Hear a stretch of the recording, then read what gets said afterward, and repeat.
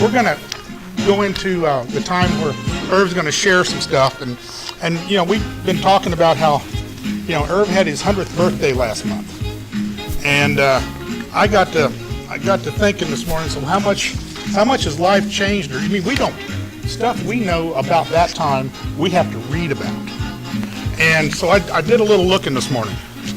It says in 1917. The average life expectancy for men was 47. Fuel for a car was sold in drugstores only. There were only 8,000 cars and 144 miles of paved road in the United States, and the maximum speed limit in most cities was 10 miles an hour. Only 14% of homes had a bathtub. I don't know what that says. 8% of homes had a telephone. The tallest structure in the world was the Eiffel Tower.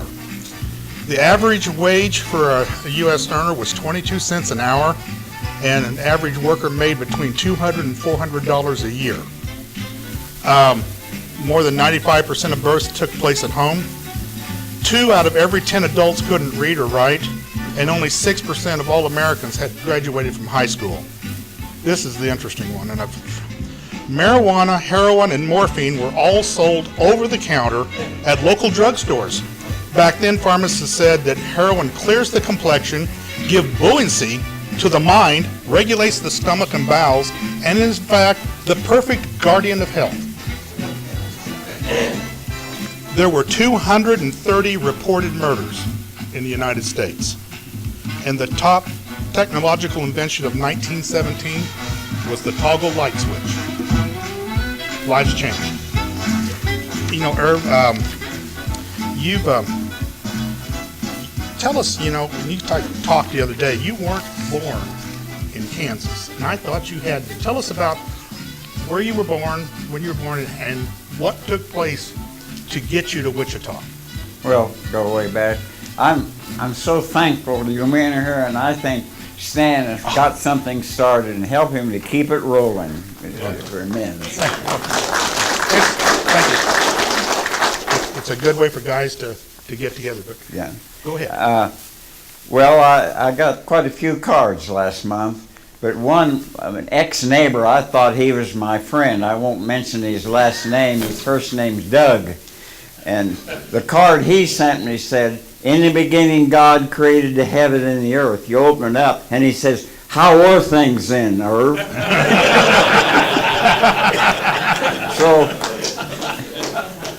So on the way here, I saw Methuselah, and he said to tell you hello, Dad.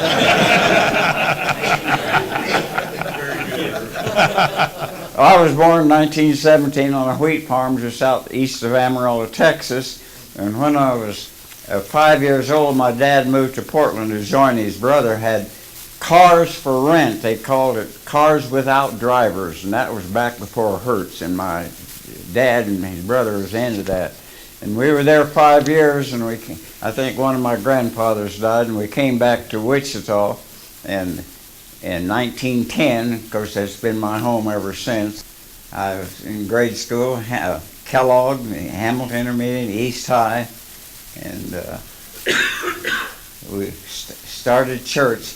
I'll back up here a little bit. I had a lot of coincidence in my life, but we were living in Portland, and my mother was a wonderful, devout lady.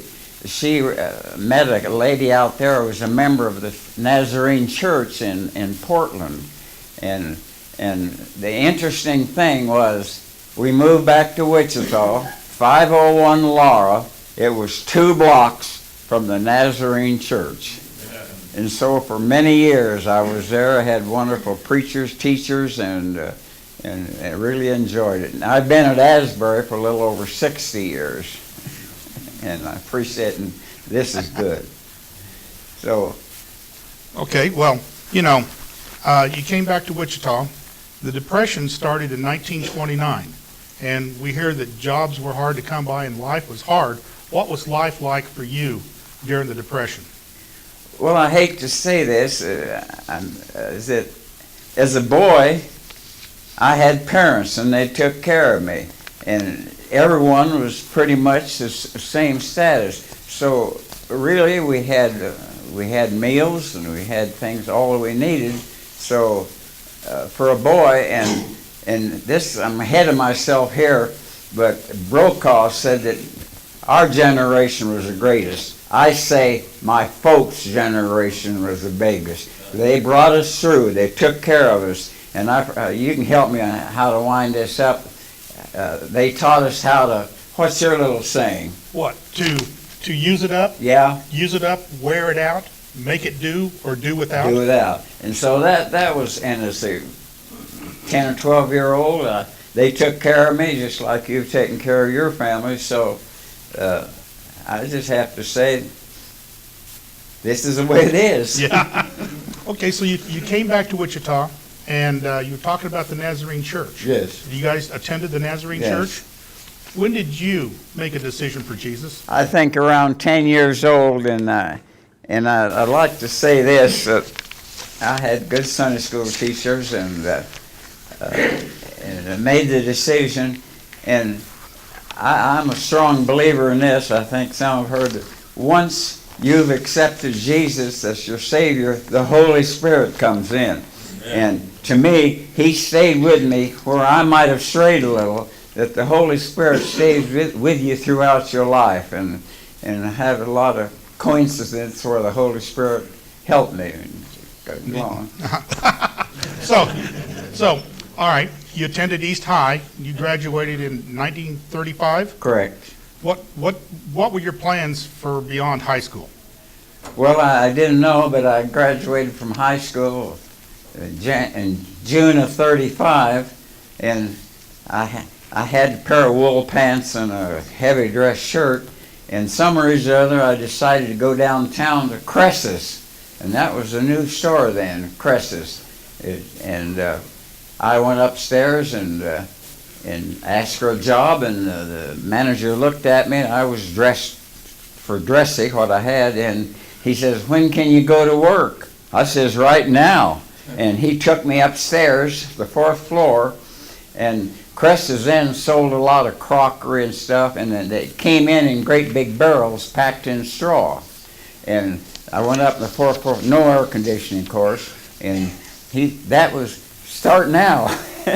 And so I did, and was there a while, and one of the other fellows working there, he was trying to fit in college and working there. Well, that didn't work. I knew an Eagle Carrier then, and back then, Eagle Carriers, most of them went to Friends University or Wichita Municipal University at that time. And so I got a Eagle route the fall of '36 and had it for several years, and that enabled me to go to school. And an Eagle Carrier could make $20 a week. That was big money. At Cresses, we worked 6 days a week, got in at 8 o'clock, and we cleaned up thing. Now, it was 5 stories tall, and they had a chute from the top to bottom, and at the end of the day, each floor would throw in the different boxes and so forth, and come down to the 2nd floor, and we had a baler there. And we had to get there at 8 o'clock, and when we got through baling the boxes and all, we got to go home. And I was working 60 hours a week, glad to have it, at $14 a week. That was under the NRA, and it was a good program. So, you worked there. When did you enroll at Wichita?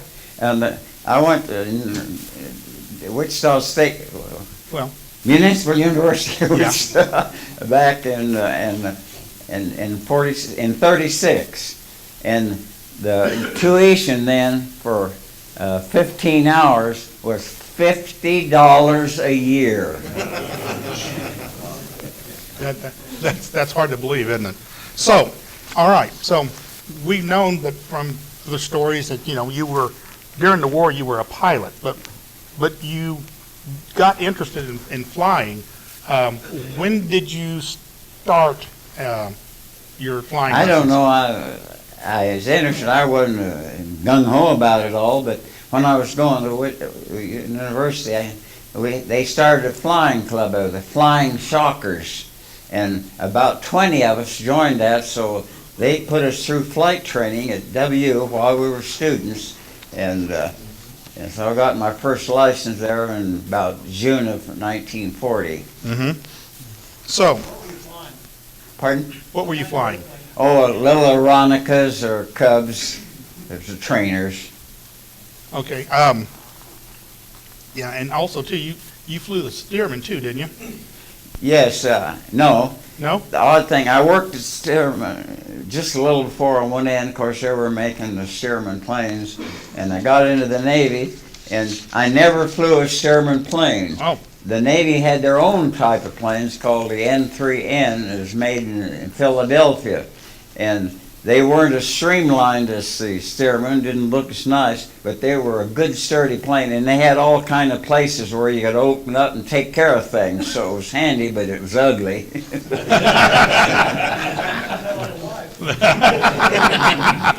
Okay, so you're in college, and in 1939 the war began in Europe, World War II.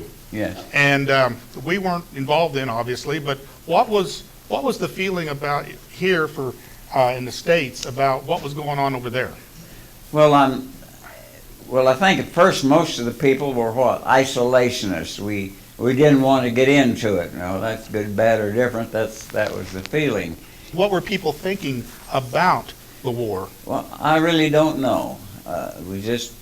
It was there, and we were there. here. It's here, and I'm here, and I have a roof over my head. Okay. Well,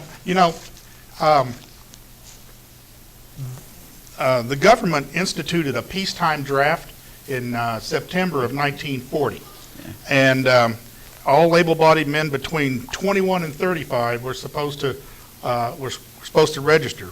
Tell us about your experiences with the military and getting into the military. Now, I never thought about the draft. Then I wanted to get into aviation, and in 1940, a Navy team came up from Pensacola looking for cadets. You had to have 2 years of college that time and be in excellent health.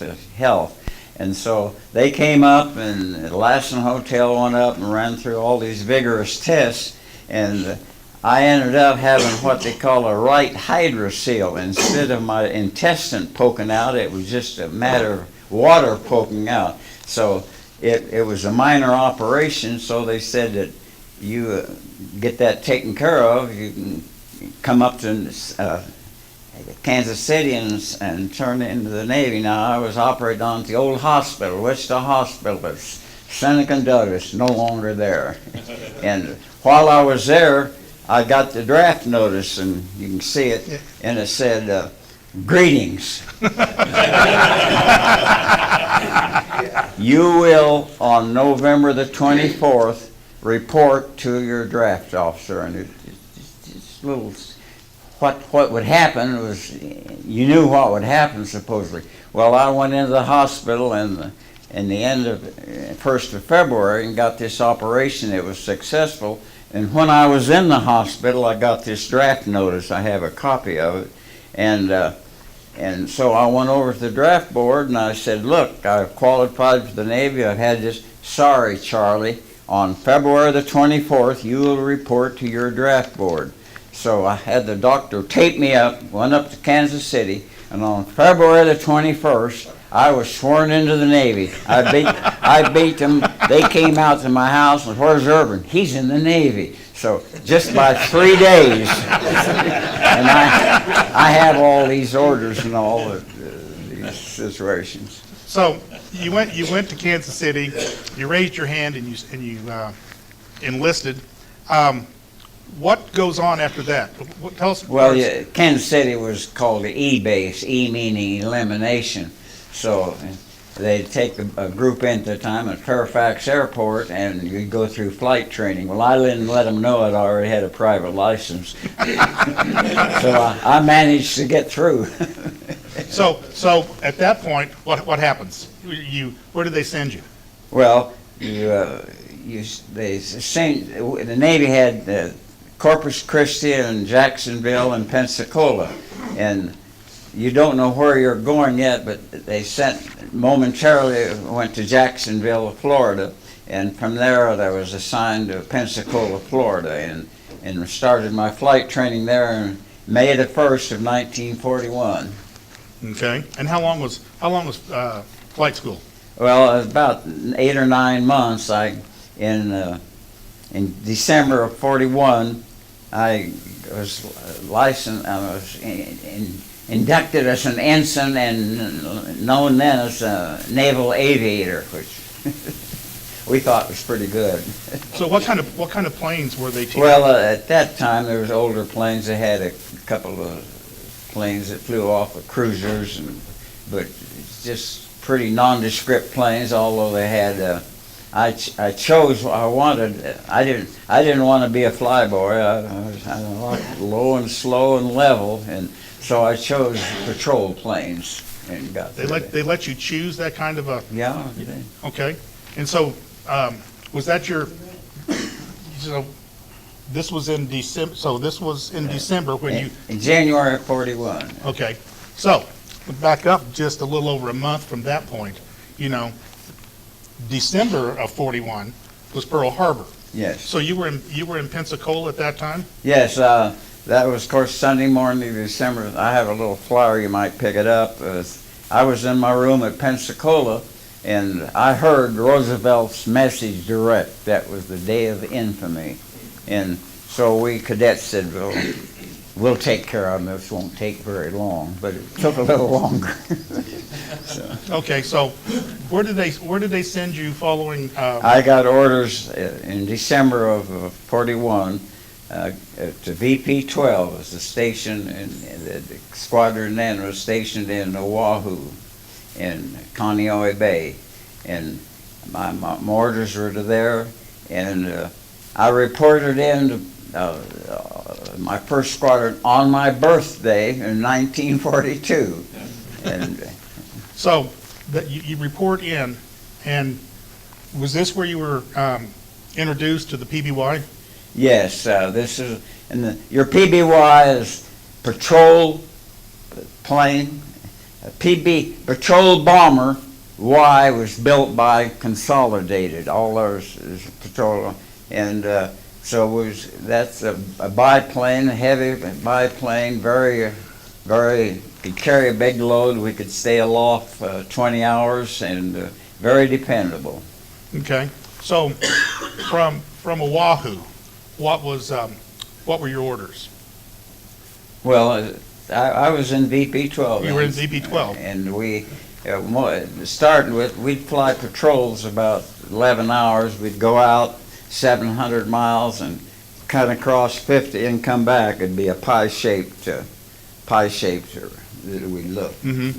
So how big was the crew of a PBY? About 10 people. We had 3 pilots. Number 1 was called a PPC, Patrol Plane Commander. And I tell you for sure, I can't say enough, even though this was just, I checked in a day short of 3 months from Pearl Harbor, I can't say enough about how the squadron was up and running, how the training was so good. It was marvelous, and I was able to, during my tour in the Navy, have 3 different PPCs, and the patrol plane commander, he sat in the left seat, and we 2 junior pilots would take turns. One flight we would be a navigator, sitting back at the navigator, and the co-pilot, and then the next flight we would exchange. Mm-hmm. So how often did you fly? How often were the well, about every 3 days we'd have it. We'd fly out of Hawaii out of Oahu, and then we'd go out as a squadron to Midway and fly out of that, and back and forth. Okay. But Oahu wasn't the only place that you were based. What happened after that? Well, of course, we're up now to the time of course, Pearl Harbor's passed, and Midway is coming up, and we flew out of there, but of course, Midway was attacked on the first part of June of 42. And our plane was on the way from Kaneohe Bay to Midway, and they had us loaded down with 2 big torpedoes. Well, we would have been setting ducks if any Japanese had run across us, so they called us back about halfway to Midway and went back, and then the next day we went again to Midway. So I got out to Midway, things are still smoking and there. And of course, I've digressed a little No, bit. No, you're not. But Midway was a turning point in the war for the Americans. And there's several reasons. I was there, of course. Now, I want to stop right now, and I have a roster. Our roster was 172 men. So I say I was a pretty small percentage, 172nd. But that's the way we looked at each other. Everyone done their job 100%, and we got, of course, a high award. Well, at Midway, and I'm an expert here. A couple of reasons we won the Battle of Midway. We had a wonderful intelligence man, Commander Roquefort, and he and his group of intelligence would just work night and day, breaking the codes and all. And he came up. He was pretty certain. The Japanese brought battleships, carriers, and landing ships. They were there to take over Midway and set up business. And so it was quite a battle. But Roquefort, fortunately, Admiral Nimitz went along with him. Back in Washington, those intelligence guys, they always blow everything up. Don't believe them.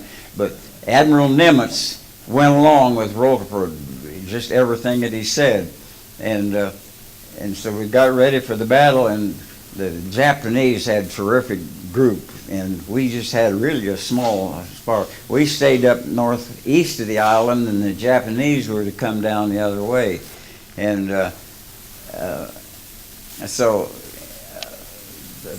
the battle started, and now here's a couple of reasons we won the Battle of Midway. I'm an expert. Roquefort did an excellent work in his job. Admiral Nimitz believed him, and finally they convinced Washington that it was going to happen. Well, the turning point, you've heard of Bull Halsey, and he was, go get him. So if he was in Hawaii with a skin disease, and I think this was providential.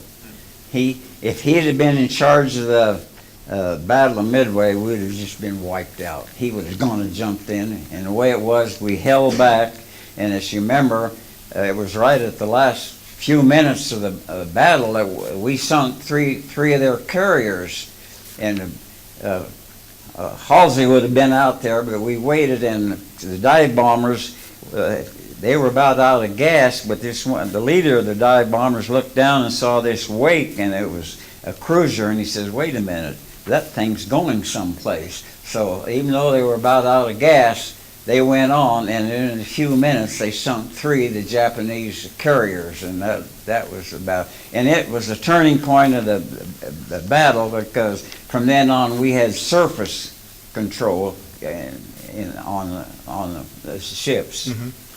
We talked the other day, because you and I sat down the other day and talked for a while. You really kind of laid out what the Japanese had been up to during the 30s and going on. Yeah, before the war started, the Japanese were building bases, and they from Japan down what we call the slot, headed towards Australia, and they were building bases, air bases, and the Americans said, so what? When the war started, so what became, hey, we've got to stop them. And so the Marines, they had the airfield at Guadalcanal almost finished, and the Marines in the 1st of August of 42 really did a good job and pushed them up into the mountains. Guadalcanal was a big island, and we took over the the island at that time. It took over the island, and the Japanese were in the Up hills. in the mountain, and they would pepper us with shells, this and that.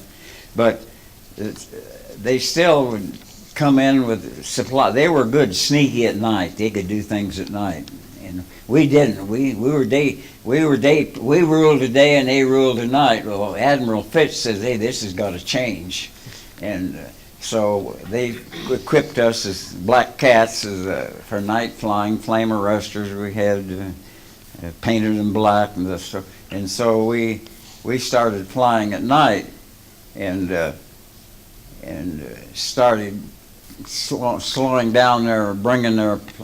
They could do it before we had black cats, but then the black cats, we could get out at night and strafe them, bomb them, and torpedo them, and gradually stop their forward south, and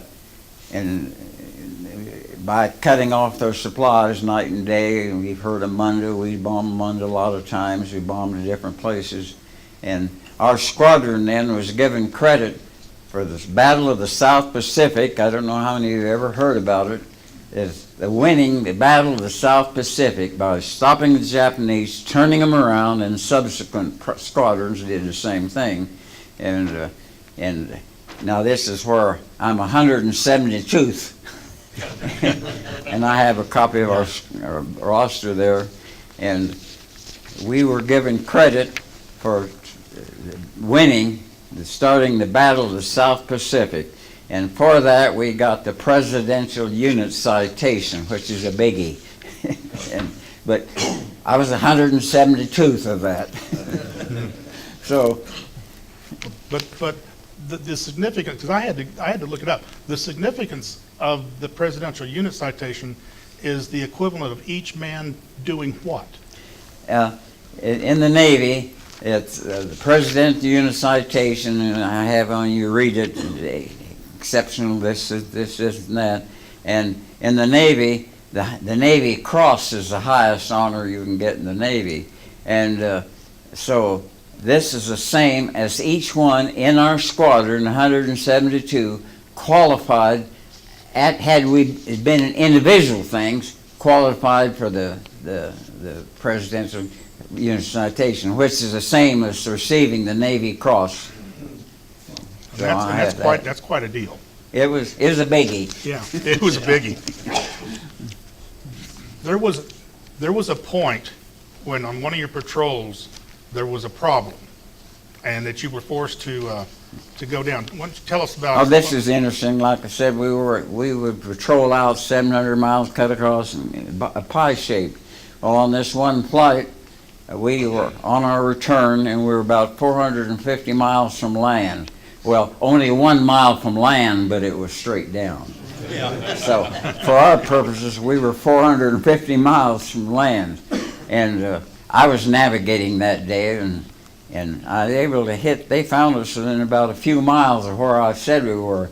But my son says, well, you didn't do it or something. I said it was, and I said, well, we drifted overnight that far before they got to it. But anyway, I title this the value that the Navy the Americans place on a single life. And so we wired in, and there was a submarine, the Catchalot, on the way to Alaska. Well, the Navy right away diverted them and sent them over to us. And then there was an old destroyer, the Allen, back and forth in Pearl Harbor, and they sent it out. And the submarine got there first, where I said we were. And of course, they would have taken us aboard. I think it had been a little crowded, but they circled an upwind, we'd holler, and downwind, and then, but in a short while, then the destroyer showed up, and of course they took over. And the interesting thing, and I have pictures of it, I never, on that flight, I just wrote home, the strangest thing happened last week, but I can't tell you about it now. And that was the end of it for about 4 years. Well, my son got interested in me, and we took our family to Hawaii in 2004, and he got interested and went up to the base, and we got to travel around, and he became interested in VP-12. We got back, and he got on the computer, and there's a squib in there by a lady, and this thing had been on the computer for about 3 years, so it was a wonder he found it, and she said, "Does anyone remember my father, Bill Pack?" And yes, I got a hold of her, and corresponded back and forth, and he was a PVC that went down. And the interesting thing, here, about 60 years after it happened, and I have pictures of it, where it shows us there, and I hadn't ever seen those pictures, and I wrote back to the Navy, and they gave me logs of the destroyer, logs of the submarine, all that went on how they came into us. And here's the thing that sort of got me. I saw these pictures for the first time in 60 years. I was one of the ones on that plane. And then, and the interesting thing in the log, and it said the following were picked up. Ensign Irv Sullivan. And that after I hadn't seen that or known about it for that was sort of grabbed me just a little. But anyway, it was interesting, and the value they placed on coming to get us. So I think you said you were on the water like 36 hours or something. Just a short. It really wasn't that long, but with everything clicking, they got to us quick. Yeah. I can just imagine what a few hours of being just bobbing around waiting for somebody to show up was like. Was there points in your service or at this time, that you were wondering, how your faith sustained you? You don't. I guess you don't think ahead. You're thankful for what you have and make the most that you have. And I'm sure God entered into it just like He entered into the taking the Japanese out of the South Pacific. I'm sure. So, your faith and your belief system was strong enough. It just sustained you, and you just went on, and there was a lot of things happening, and God was taking care of His side, and you were taking care of your side. Yeah. So, I would back up a little bit because the timeline's a little. Tell us about when you met Marge. Well, I was married for 71 years. Best thing that ever happened to me. And some of you know Marge, and some of your kids. She taught Sunday school here for years, and I was attending the Nazarene Church in Wichita, and her family was attending the Nazarene Church in Newton. Well, my Sunday school teacher was good friends of her family in Newton. They'd go up and play croquet and so forth. So in Christmas of 40, I was in the Sunday school class, and the Sunday school teacher gave a party. She lived in a big house right across from the Sonic Glove on Martinson there, and she invited this little girl from Newton, and she recommended me because I'd been in her Sunday school class. So this little girl from Newton came down, and I'm sure she had a round-trip ticket. I didn't know that. But right away, they said, "Well, would you mind taking Marjorie home?" No. I had a car, and so we started home for Newton. And Marge was a cagey gal. She didn't waste any words, and she said something. She meant it. So on the way home, I just happened to reach over and grab her hand, and we got near traffic in Newton, and she says, "Irvin, you can have your hand now, but I'll want it back." That was it. And we went on. I got engaged while I was in the Navy, sent her a ring from Hawaii, and two big things happened in 43. Mentioned we bombed the Japanese in Munda on New Year's Eve of 43. We claimed to be the first plane to bomb the Japanese in 1943. Then the next big thing that happened in 43, I came home on leave, and in July the 1st, married Marge. And So, when did your service rotate you back to the States? we were down in, we finished up our flying down in Guadalcanal in May of 43. So the squadron was we were assigned come back to the States and be our shine. Well, the odd thing, we had 9 planes, and the Navy wanted 2 of those planes in Hawaii, and the other 7 they would leave there. So we 2 crews got to go back to Hawaii, and the other rest of them came to the States on a slow boat.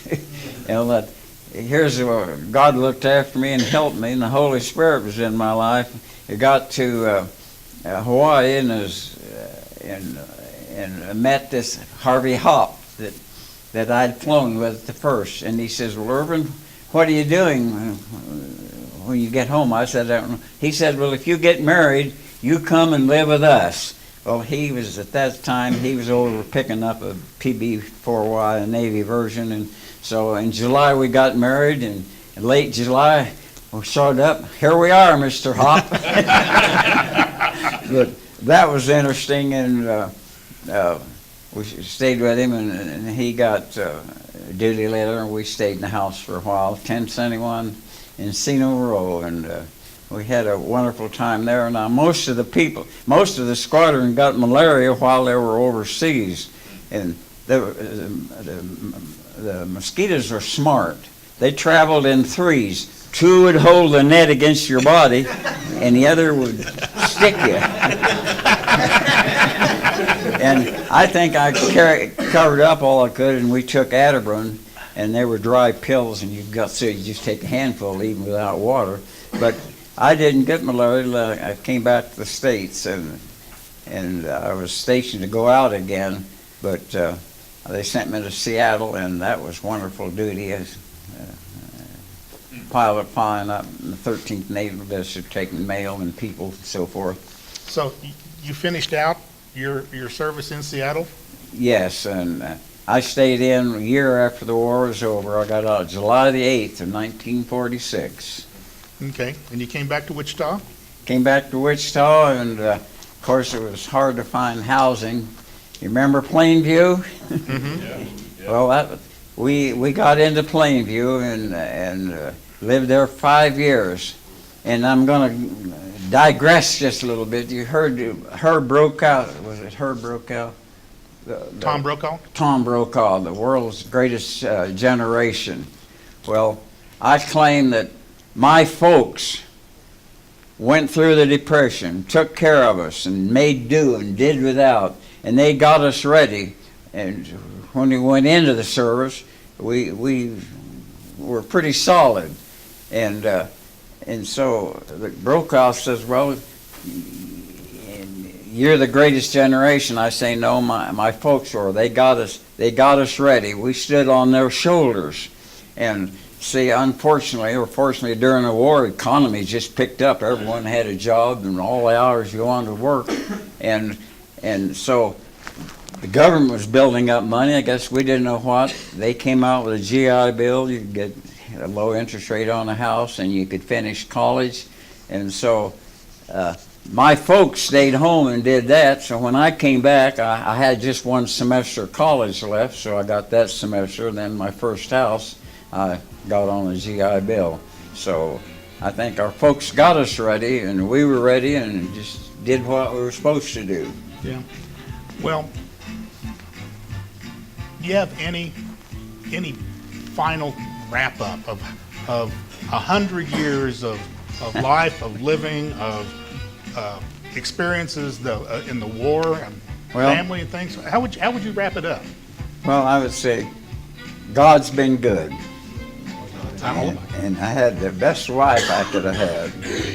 And I say this, maybe I said it earlier, I believe when you first become saved, and I was saved about, the Holy Spirit, I think, comes in and stays with you the rest of your life. And I think of times when he just kept me out of trouble and so forth. So I just, and in good church, I've attended Asbury here for 61 years. And you've attended, but you also said that the service and things that you've done at church. You said that you worked with Jackie. You liked working with Jackie Perkins on Vacation Bible School. Oh yeah. you said that was something that you always enjoyed. Yeah, and of course LaDonna for about 10 years, and we had a men's luncheon on a Thursday. Some of you remember that, and so this is amazing to me. It really is, and to stand the work and all he's put into it. And I hope you men keep it going. And well, we've got a good crew. We've got a good breakfast crew. We really look at this as a way for guys to get together and to bring friends and introduce them to each other and to have a bonding time and some fellowship and hear about some opportunities. And I really thank you for sharing with us today. And the part of what you said about, you said it the other day, and you said it today too, about what Brokaw said about the greatest generation.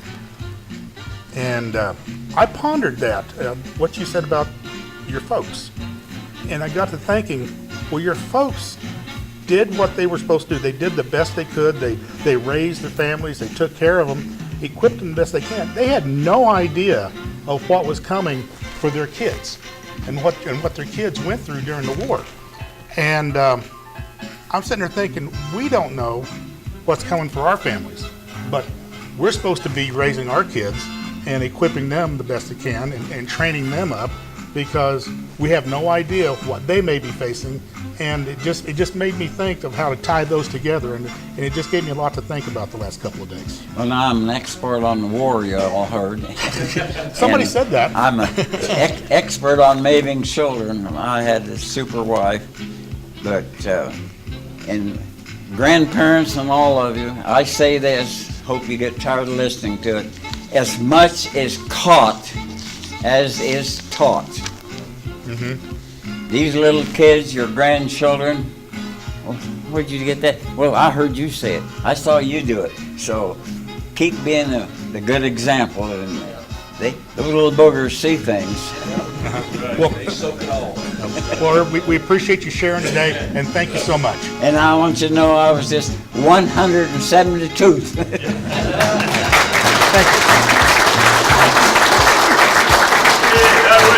Hey.